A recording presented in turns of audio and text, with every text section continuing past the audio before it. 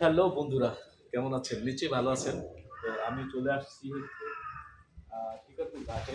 তো এটা হচ্ছে টিপি 08 বাংলাদেশ অভ্যন্তরীণ নৌ পরিবহন কর্তৃপক্ষ কর্তৃক শিকারপুর লঞ্চ ঘাট। তো এই লঞ্চ ঘাটটি আসলে অনেক সুন্দর এবং ঐতিহ্যপূর্ণ একটি লঞ্চ ঘাট। তো যারা এই লঞ্চে করে এখান থেকে ঢাকায় যারা গিয়েছেন তারা বুঝবেন যে আসলে লঞ্চ ঘাটটা আসলে কতটা সৌন্দর্যমণ্ডিত ছিল বা মানুষের একটা ভিড় বা কোলাহল যুক্ত ছিল। তো সেটা কিন্তু ক্রমান্বয়ে হারিয়ে গিয়েছে। কারণ হচ্ছে কি এখন আর সেরকম অবস্থা নাই। কারণ হচ্ছে এখন দিন দিন সবকিছু পরিবর্তন। কারণ হচ্ছে এই পরিবর্তনের ছোঁয়ায় যখন পদ্মা সেতু হয়েছে তখন মানুষের আসলে এইখানে লঞ্চে যে পদচারণা সেটা অনেকটা কমে গেছে। এছাড়াও একটা ব্যাপার হচ্ছে যে আগের মতো সেই নদীতে সেই ঢেউ নেই। নদীতে যে একটা অবস্থা ছিল যে নদীর পানির যে একটা গর্জন সেই গর্জনটাও আগের মতো নেই।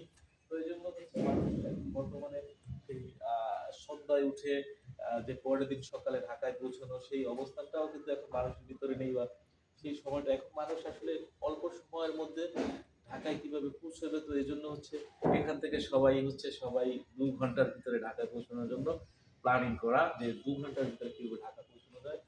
তো এই একটা অবস্থান। তো এই জন্য মানুষের আসলে এখানে যে চাপগুলো কমে গেছে।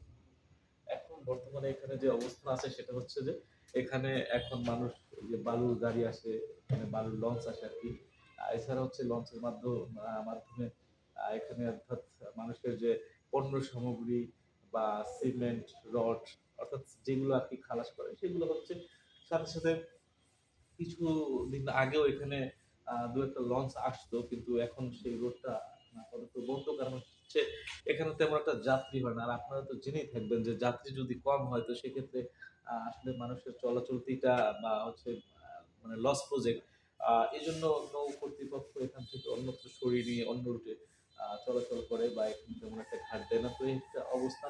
আরেকটা বিশেষ করে ব্যাপার হচ্ছে যে আসলে নৌবন্দর গুলো যে মানুষের কত প্রিয় বা কত ভালো লাগার জায়গা আসলে যাদের আছে তারা আসলে বোঝে না।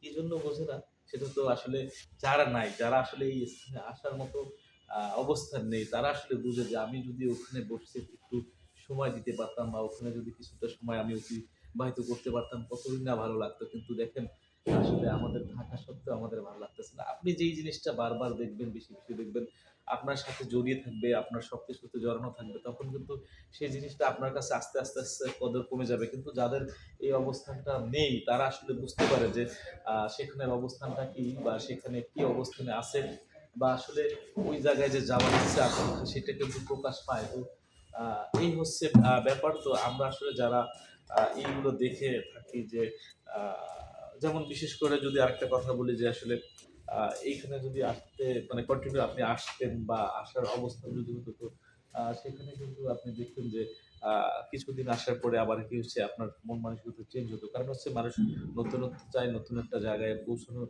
চেষ্টা করে। এই একটা ব্যাপার। তো আসলে ভালো ভালো সুন্দর সুন্দর দৃশ্যগুলো সবারই পছন্দ লাগে আর সবাই আসতে চায় এই পছন্দসই জায়গায়। তো আপনারাও চলে আসবেন, ঘুরতে যাবেন। তো আজকের মতো এই ভিডিওতে বিদায় নিচ্ছি। পরবর্তীতে নতুন কোনো ভিডিওতে আবার চলে আসবেন। সেই পর্যন্ত বিদায় নিচ্ছি। আল্লাহ হাফেজ।